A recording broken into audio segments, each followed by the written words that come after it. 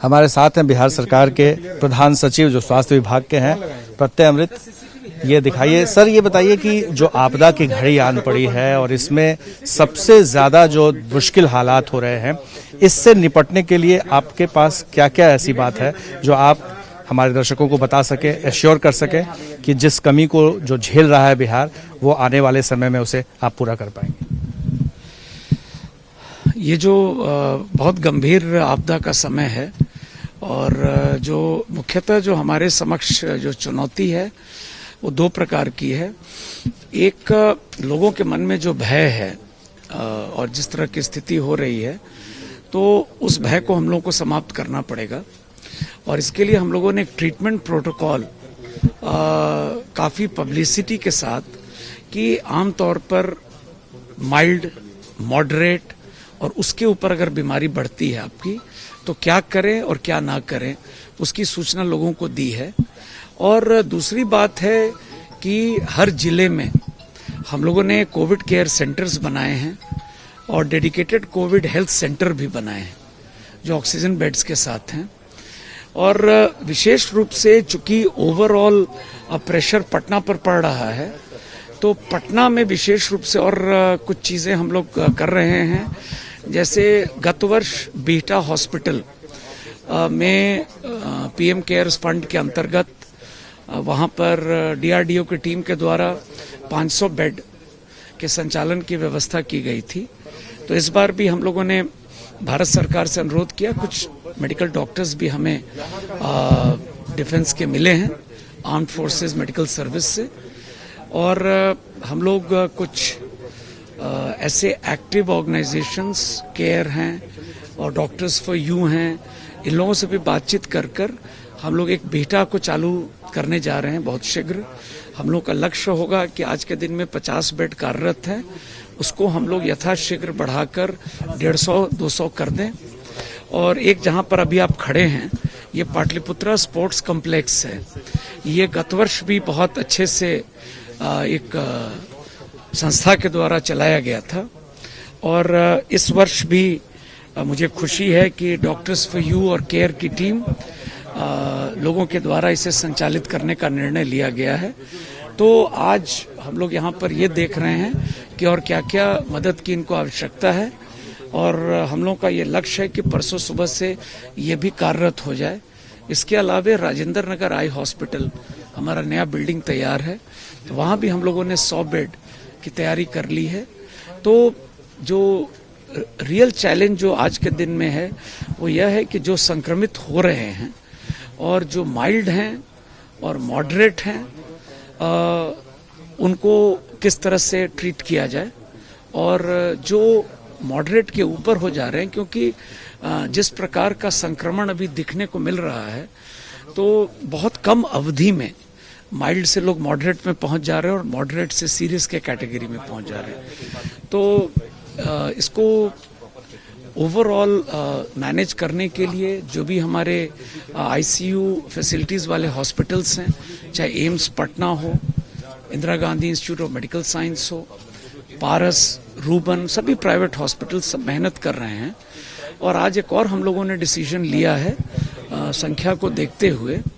Patna medical college अस्पताल में अब 75% बेड कोविड के लिए आरक्षित कर दिया गया है।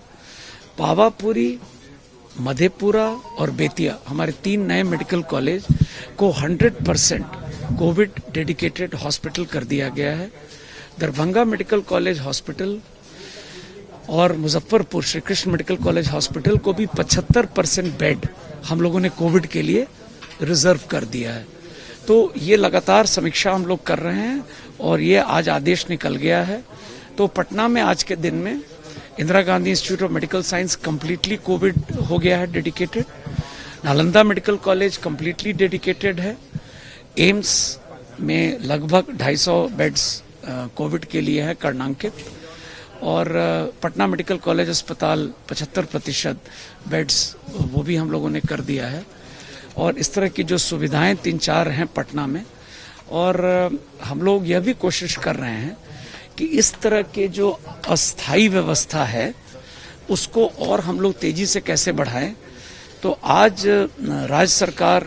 कैबिनेट में आज 2-3 अहम निर्णय आज हुए हैं और एक की 1000 डॉक्टर संविदा पर वॉक इन इंटरव्यू के थ्रू हम लोग इसे अगले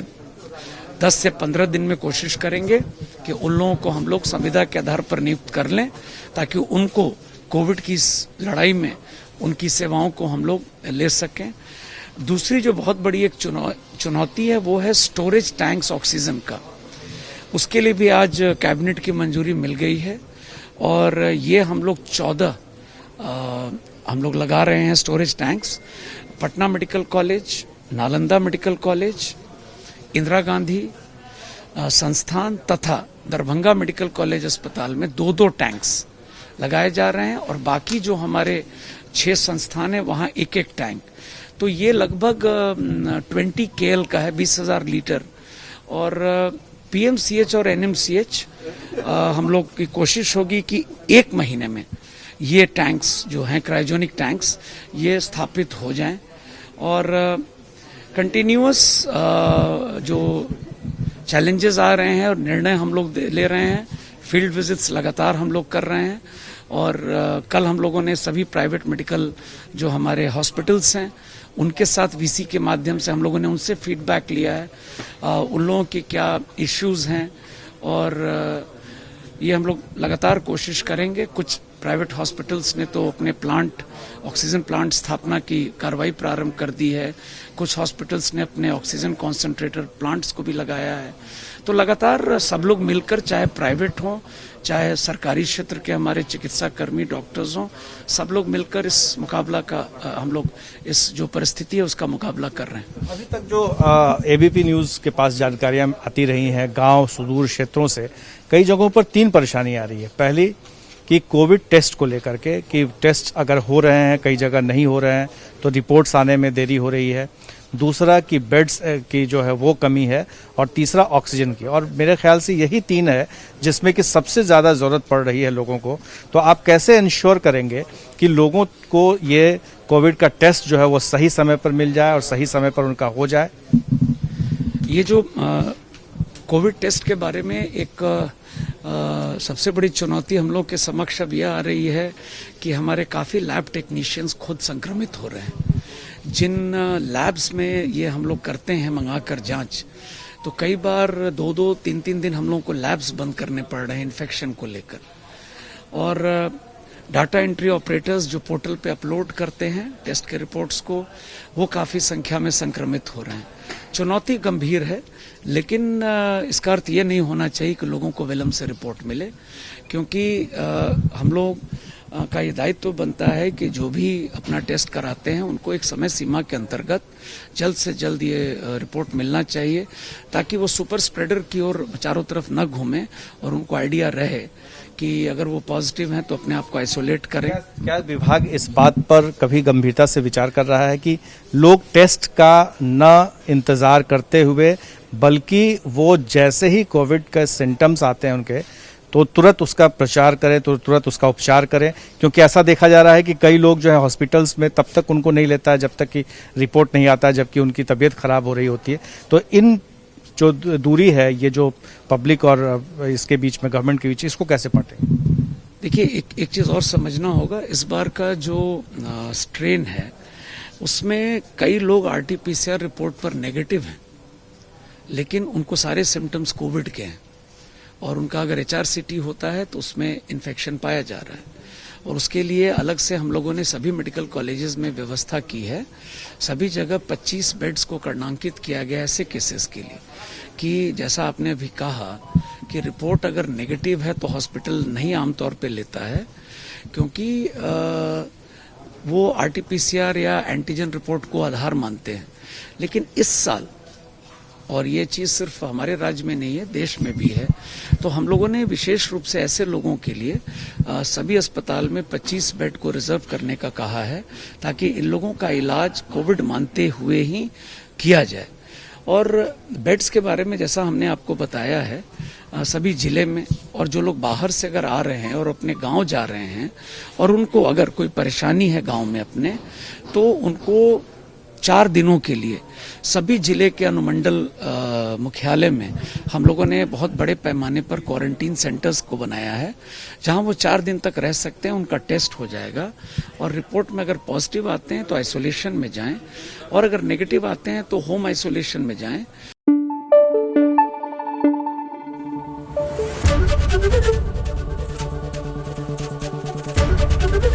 एबीपी न्यूज आपको रखे आगे।